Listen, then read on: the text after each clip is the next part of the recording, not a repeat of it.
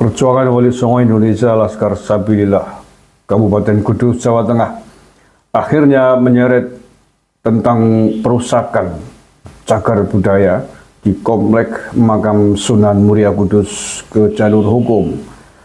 PWI-LS Kudus telah melaporkan ini ke Polres setempat.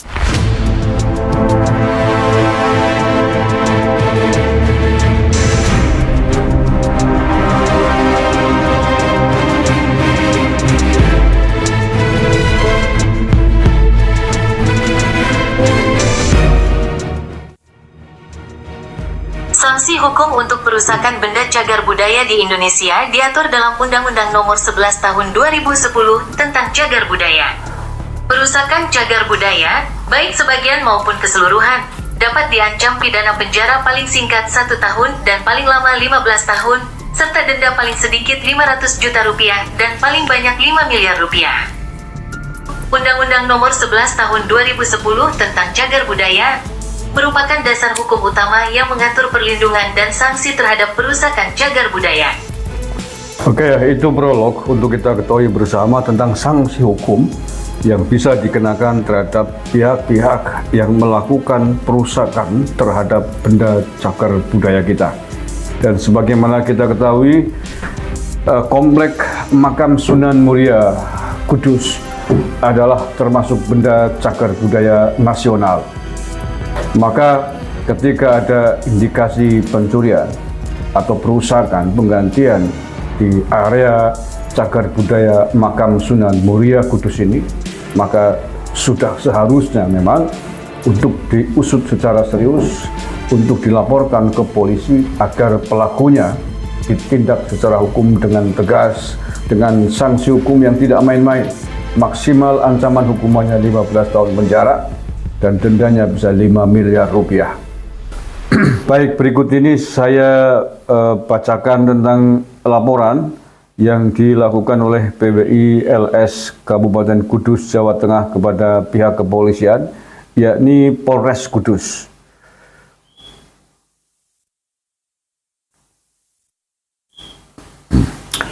Ini saya bacakan laporannya.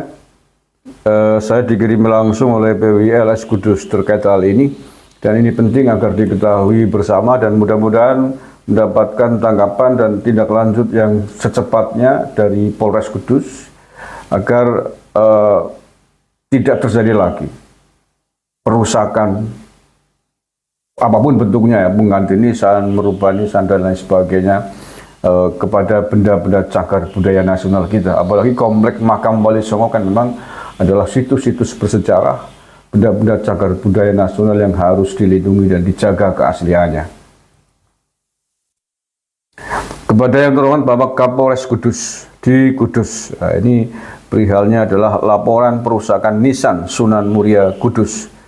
Dengan hormat, mengacu surat keputusan Menteri Pendidikan dan Kebudayaan Nasional nomor 299/M1999 tentang penetapan makam dan masjid di wilayah Provinsi Jawa Tengah sebagai benda cagar budaya.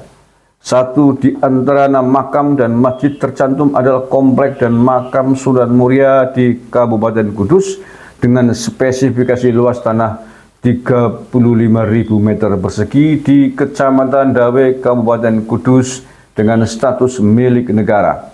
Makam dengan luas bangunan 6 meter kali 4 meter atau sama dengan 24 meter persegi, dan masjid dengan luas bangunan 24 meter kali 12 meter sama dengan 228 meter persegi. Berdasarkan penelitian tim arkeologi Jakarta tahun 1978 yang dipimpin oleh Dr. Andes Hasan M. Ambari Armayani, menyimpulkan nisan Sunan Muria masih asli, polos, berpundak kurawal, ya, jirah sudah diganti tegel porselin. Berdasarkan tim inventarisasi BCP dalam kurung Ahfas Mutohar dan kawan-kawan tahun 2007, dahulu bahan pembuatan makam ini adalah batu biasa. Kemudian pada tahun 2022 sampai 2023 seluruh situs Sunan Muria dalam kurung Jirah dan Nisan diganti dengan batu marmer. Untuk Jirah dan Nisan Sunan Muria yang dulunya dari batu bata sekarang berubah dan diganti dengan marmer ukuran 225 cm, lebar 60 cm dan tinggi 80 cm. Karena penggantian Jirah dan Nisan Sunan Muria yang melibatkan Habib, ini disebut Habib ya, cuman tidak disebutkan Habib siapa.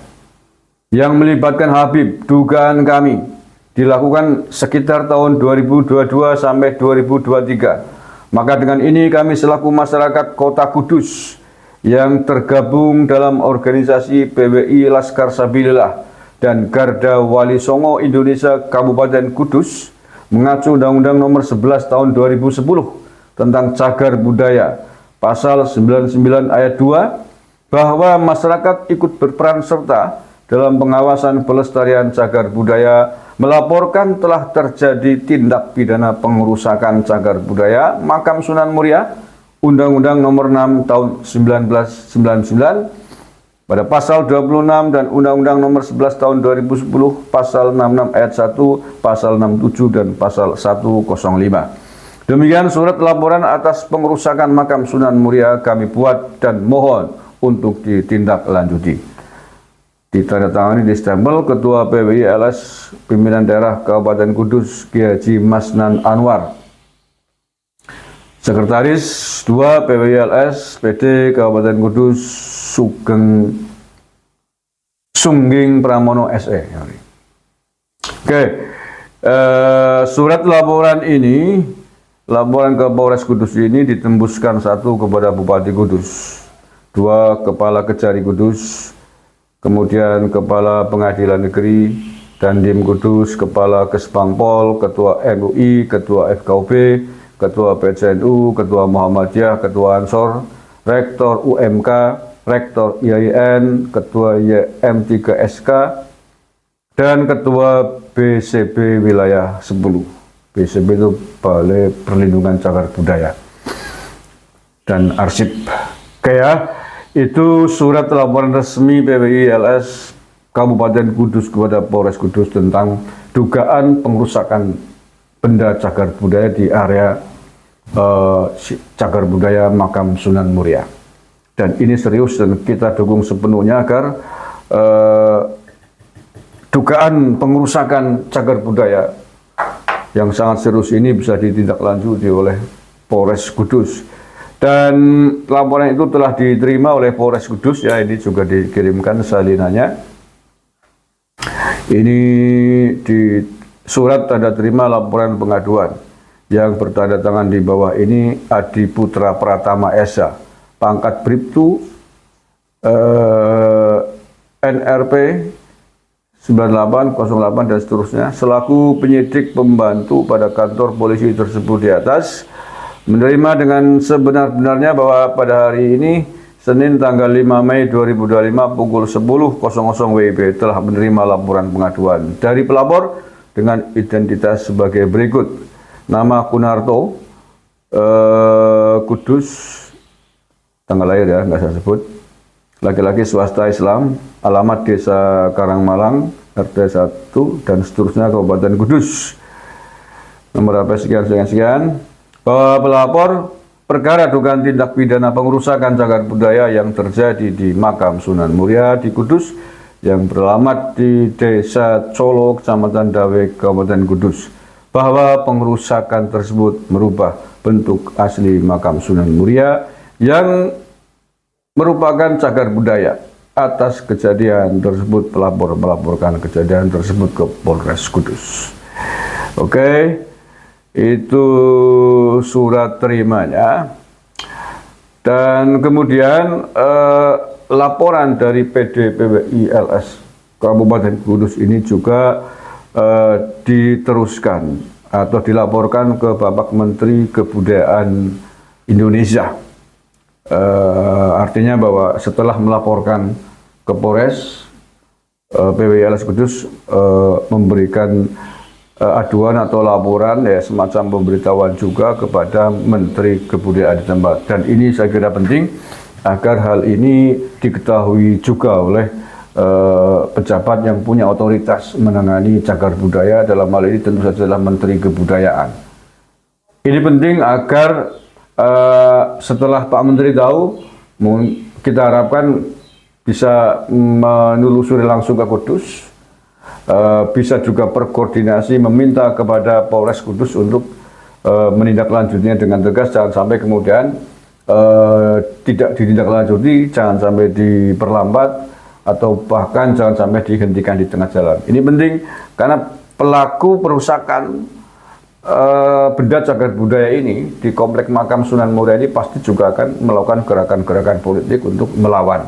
Di antaranya mungkin melakukan lobby-lobby baik kepada Bupati Kudus, kepolisian, mungkin pemerintahan yang lain yang terkait untuk menjegalnya. Maka langkah yang dilakukan oleh PWI Kudus ini sangat tepat, melaporkan juga kepada Menteri Kebudayaan. Nah, perkembangan berikutnya atas laporan tersebut di Polres Kudus, kemudian Polres Kudus sudah menindaklanjuti ini, melakukan undangan klarifikasi kepada pelapor. Tetapi undangan klarifikasi ini ada yang janggal, yakni bahwa pelapor melaporkan dugaan perusakan benda cagar budaya di Komplek Makam Sunan Muria Kudus dengan pasal atau yang diatur sesuai Undang-Undang Benda Cagar Budaya itu. Tetapi undangannya, klarifikasinya di sini tidak disebutkan perusakan cagar budaya, tapi pakai pasal 406 KUHP, itu perusakan barang milik orang lain ya, yang tentu saja konsekuensinya berbeda. Bahwa kalau perusakan benda cagar budaya bisa diancam maksimal 15 tahun. Denda maksimal 5 miliar seperti yang tadi kita dengarkan. Tapi kalau ini memakai pasal 406 KUHP itu kan pasal yang mengancam hukuman perusakan benda milik orang lain. Itu ancaman hukumannya hanya 2 tahun maksimal. Dendanya Rp300 kalau saya baca tadi di KUHP. Tentu ini berbeda dari apa yang dimaksud dan dikehendaki oleh pelapor. Pelapor menginginkan bahwa ini ditindaklanjuti dengan undang-undang perusakan benda cagar budaya, sebagaimana keinginan negara seperti itu, agar kita melindungi setiap benda cagar budaya kita. Apalagi di Sunan Muria kan benda cagar budaya yang levelnya nasional, bukan main-main ya. Kok kenapa kemudian klarifikasi yang diminta oleh polisi tentang pasal 406 KUHP, perusakan barang biasa gitu. Tentu ini menjadi masalah yang harus kita kritisi juga. Dan itu direspon serius oleh PWI-LS Kabupaten Kudus. Yakni yang kemudian atas undangan klarifikasi itu PWI-LS Kudus memberikan balasan. Dan balasannya saya kira tepat. Nah, terkait dengan surat undangan klarifikasi Polres Kudus yang kemudian menyebut tentang pasal 406 KUHP, maka saksi pelapor keberatan untuk hadir. Jadi PWI-LS Kabupaten Kudus menyampaikan keberatan untuk hadir atas undangan klarifikasi dari Polres ini karena pasal yang dituduhkan, pasal yang digunakan oleh Polres untuk mengundang pelapor ini adalah 406 KUHP, yakni pasal tentang perusakan barang milik orang lain. Tidak seperti yang dimaksud. Nah, kemudian sekali lagi PWI-LS Kudus kemudian menegaskan akan bersedia hadir menghadiri undangan Polres Kudus ini kalau pasal yang digunakan adalah pasal perusakan benda cagar budaya sebagaimana konteks laporan yang diajukan ke Polres Kudus sebelumnya. Demikian, mudah-mudahan ini menjadi perhatian serius khususnya bagi Polres Kudus. Bupati Kudus, Forkompimda Kudus harus mengambil perhatian, harus menjaga situs bersejarah benda-benda cagar budaya di Kabupaten Kudus. Sunan Muria, Makam Sunan Muria adalah situs benda cagar budaya nasional Jangan diabaikan ketika ada pihak-pihak yang sudah jelas-jelas terindikasi melakukan benda cagar budaya kita ini. Kalau bukan kita yang menjaga, siapa lagi? Saya tadi itu orang tahu-tahunya turu Gasik sekitar jam berapa ya? Jam 10-an mungkin rasanya kok gelanya ngantuk pan akhirnya tidur plus bangun jam 2 tadi. Nah ini sambil nunggu subuh ya, jam 4:10 subuhnya mungkin sekitar jam 4:30 apa ya.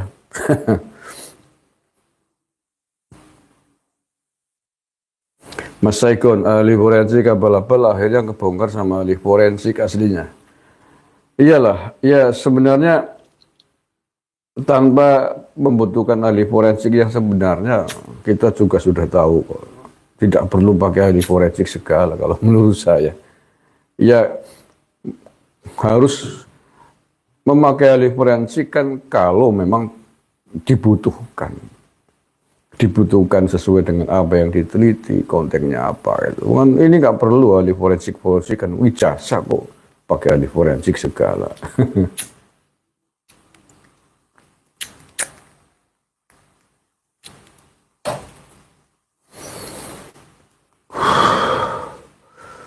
Mama Esa, waalaikumsalam warahmatullahi wabarakatuh yang dari Karawang. Mbak Kusmiasih di Arab Saudi ya. Selamat pagi Pak Kusmi, selamat pagi juga. Mbok bahas sampah Pak, saya sangat terkejut Pak, di orang buang sampah sembarangan. Oh sudah di Indonesia Mbak Kusmiasih, oh selamat datang deh kalau begitu. Ya, apa mau dikata begitu Mbak Kusmiasih, kesadaran kita untuk menjaga lingkungan kita bersih dari sampah memang masih sangat rendah ya.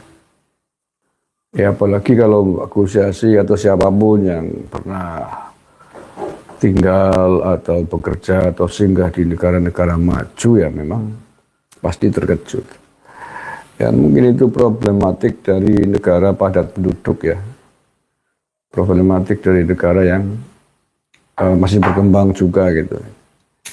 Tapi memang harus diawali dengan hidup yang bersih, yang disiplin, menjaga kebersihan agar kita terbebas dari sampah.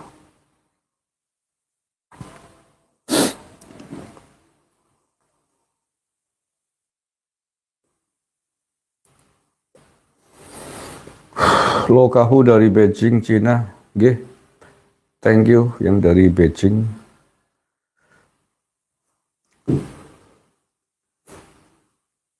Kenduli sama. Mbak Yati, menurut panjenengan ada kaitannya enggak dengan pelemahan UGM dalam menjatuhkan Pak Jokowi dengan wacana Inggris yang mau buka universitas terbaiknya di Indonesia? Enggak juga sih, menurut saya enggak. Bukan sesempit itu saya kira, hanya demi kepentingan Inggris membuka. Tapi kalau kemudian memanfaatkan isu ini boleh jadi ya boleh jadi. Karena kalau konteksnya hanya demi Inggris ingin membuka kampus terbaiknya di Indonesia, pesaingnya kan bukan hanya UGM. Kampus ternama di Indonesia, perguruan tinggi negeri kan bukan hanya UGM, ada UI, ada ITB, ada yang lain-lain banyak ya. Kalau menurut saya apa yang dilakukan oleh gengnya Roy CS terkait UGM, ijazahnya Pak Jokowi itu politiknya kelompok-kelompok radikal. Sakit hati, dendam politik, dan misi besar politik agama mereka ke depan.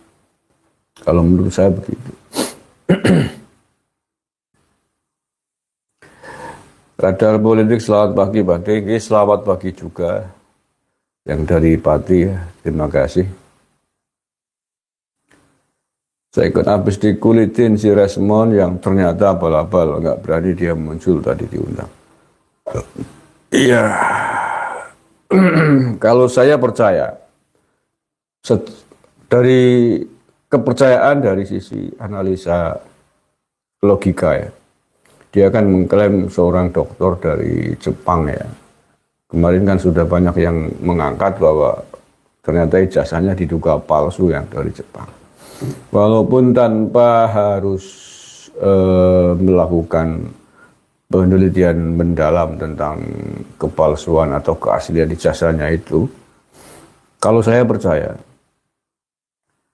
kenapa ya? Ya dari statement-statementnya, dari perilakunya, kalimat narasinya tidak mencerminkan bahwa dia seorang ahli gitu. Seorang ahli tetapi narasinya, pendapatnya memaksakan diri begitu gitu. Itu bukan seorang ahli dong. Kemudian menghargai UGM, menghargai Pak Jokowi, tokoh kita juga tidak terlihat bagi sebagaimana seorang akademisi level doktor gitu. Dari situ saya tidak percayanya dari situ. Lah ya, semakin tinggi gelar akademik yang kalau yang benar bukan abal-abal, pasti sikapnya kan harusnya sesuai dengan tingkat akademiknya.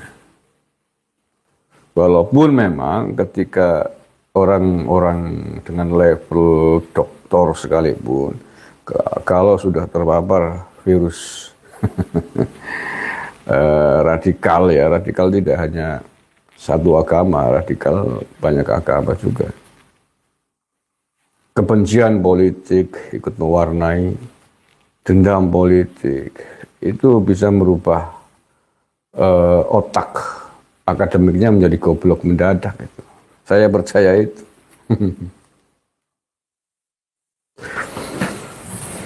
Allah ya Karim.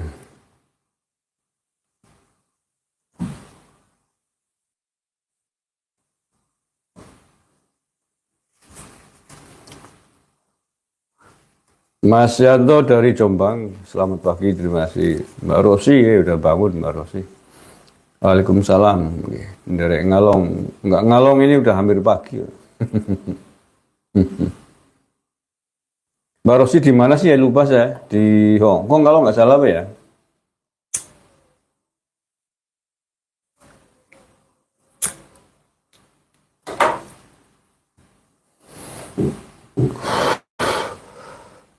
Soso, waalaikumsalam. Dari Suriname, Sidoda di Amerika Selatan. Wih, mantap, mantap. Suriname jam berapa di Suriname ya? Mungkin pagi ya? Tengah malam ya, Suriname mungkin ya? Sama kayak Perancis ya? Saya punya teman di Suriname, itu Mas Asngari Latif ya, teman junior ya. Dulu ya, satu desa itu, Asngari Latif yang punya channel Surindo Family itu Asngari Latif.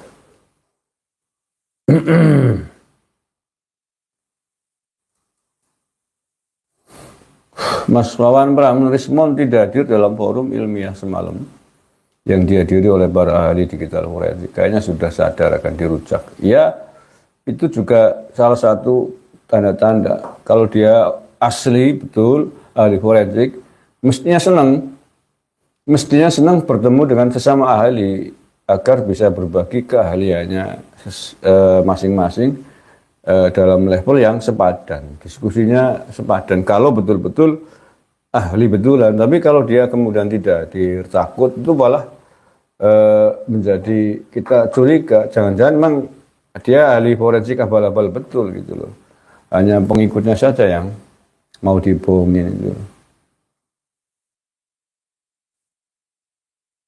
Desmond seperti junjungannya diajak debat nggak datang Gus. Ya itu dia. Karena merasa tahu, mungkin merasa kebongkar boroknya, dia nggak mau. Kalau dia ahli betulan, mestinya senang dia. Ya. Kalau dia ahli betulan forensik, ada orang ahli forensik ngajak diskusi, mestinya senang. Kalau betul-betul landasannya adalah keilmuan akademik gitu. Karena akan berbagi ilmu pengetahuan untuk mencari tahu apa yang sedang diteliti gitu.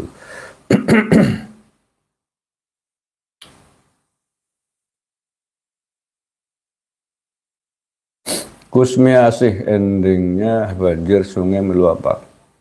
Banjir sungai di mana Mbak Kusmi Asih? Oh, ya, oke maksud saya Mbak Kusmi Asih. Ya kalau sampah dibiarkan menumpuk ya pasti banjir, itu udah rumus. Karena saluran air mampet gitu.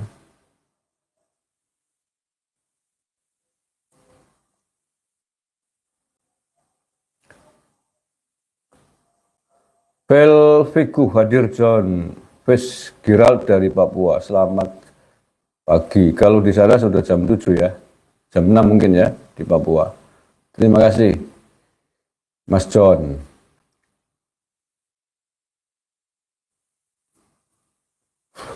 Sodikon lama tidak ditahan oleh CS. Rakyat semakin apatis. Enggak lama juga karena kan butuh proses Mas Dikon. Butuh proses. Prosesnya yaitu, kemarin kan udah pertama klarifikasi. Nah setelah klarifikasi nanti kalau memang cukup bukti tindak pidananya akan dipanggil lagi dalam level yang lebih tinggi yaitu penyidikan. Nah setelah penyidikan itu biasanya nanti ditetapkan tersangka atau tidak tergantung hasil penyidikannya. Baru ditahan kalau misalkan diperlukan.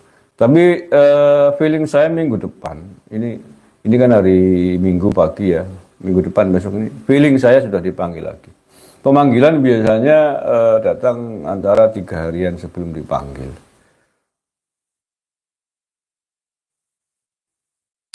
Mas Sulistyo terima kasih. Arif Cahyo salam sehat terus berjuang demi kedamaian. Bismillah Mas Arif sama-sama. Oh Mbak Rosi Putri di Mekah nggih. Waduh, seneng banget ya Mbak Rosi, lagi banyak orang naik haji. Nggih, hati-hati Mbak Rosi di Mekah.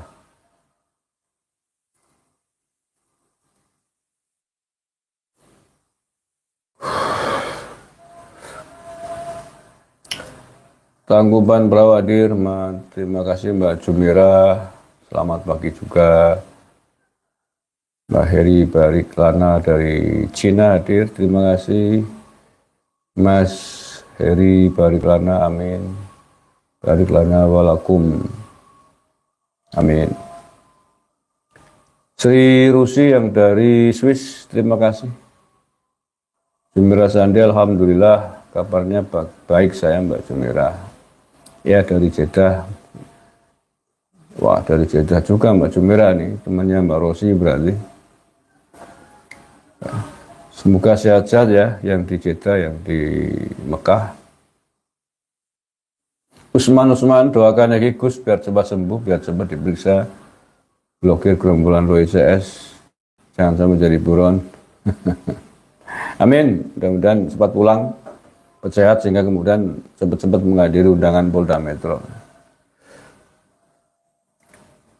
Mbak Yandi, bisa juga dibangunnya universitas tersebut adalah salah satu cara untuk menguasai kekayaan alam Indonesia lewat mahasiswa-mahasiswa yang pintar yang masuk ke universitas yang akan didirikan Indonesia. Ya, dalam jangka panjang bisa jadi. Tapi saya kira itu akan sangat bergantung dari manajemen dan kurikulumnya. Kan sebelum itu kan pasti ada MOU yang jelas antara pemerintah Inggris dan Indonesia. Mudah-mudahan baik-baik saja.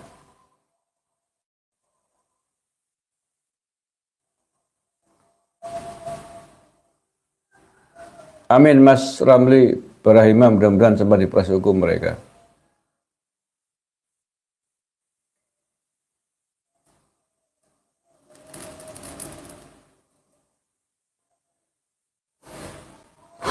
Fion, teriakan Rismon bahwa Pak Jokowi hanya sarjana muda. Ternyata dia salah melihat kolom pada KS sarjana S1 di mana total 40 SKS, sedangkan 122 adalah total nilai. Maka IP 122 dibagi 40 ada 3,0. Ya bagi mereka jangankan ada celah ya, ada celah untuk dibuat framing untuk menjatuhkan Pak Jokowi. Wong tidak ada celah pun dibuat celah kok, karena dasarnya kebencian, bukan kebenaran. Bukan mencari kebenaran, tapi sedang mencari perkara, mencari gara-gara atas landasan kebencian itu.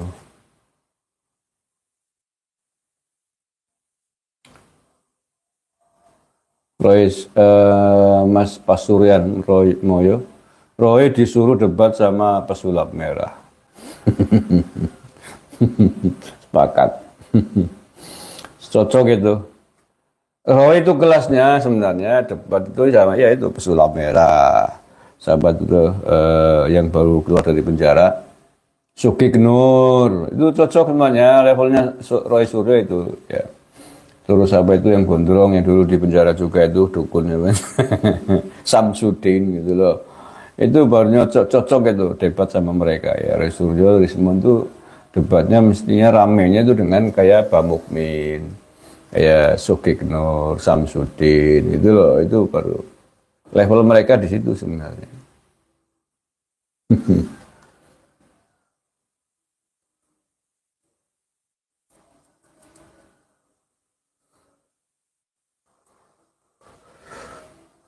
Mas Hanif Dahwa PI Anies PKS akan saya sendiri yang tangkap jika aparat atau PBI MPNU selalu diam dengan kelakuan mereka. Mantap Mas Hanif. Tapi hati-hati nangkapnya. Harus pakai strategi. Kita ini kan dalam rangka sedang berstrategi untuk menangkap mereka.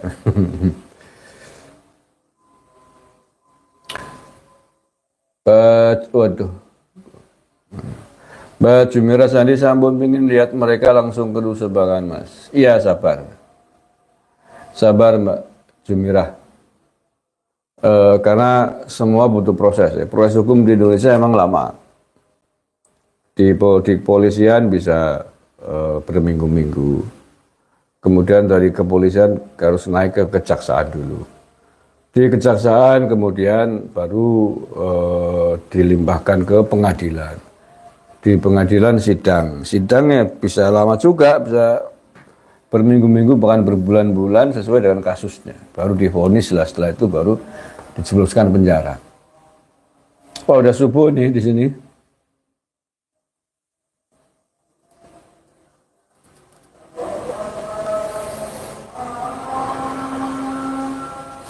Polres 99 Pak bisa bantu nggak buat kita lihat ijazah aslinya Pak Jokowi?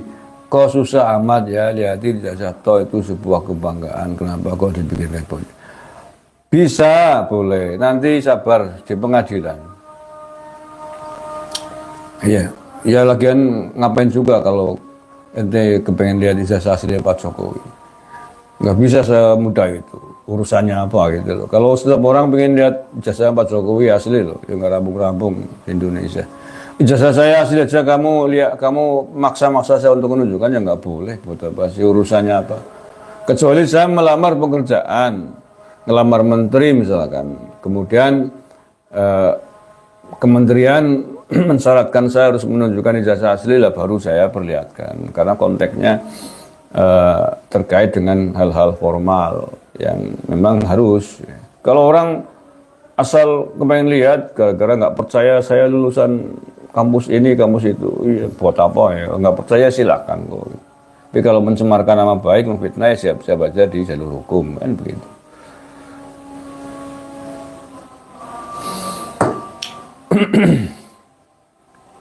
Mas Usman, ini ujian. Semoga bangsa Indonesia semakin makmur, aman, damai meski serangan dari kanan kiri atas bawah. Amin, amin, amin ya rabbal alamin. Terima kasih doanya Mas Usman. Betul. Ujian ya. Pak Prabowo ini diserang kanan kiri. Kalau dulu Pak Jokowi kan hanya dari sisi kanan. Kalau Pak Prabowo ini dengan Mas Gibran serangannya kanan kiri atas bawah. Baik, terima kasih karena sudah adzan subuh ya, saya sudahi dulu chat kita pada pagi hari ini. Terima kasih yang sudah nemenin saya nunggu subuh ya. Saya doakan sehat-sehat selalu, bahagia selalu, baik-baik selalu semuanya aja, khususnya yang sedang melihat tayangan ini.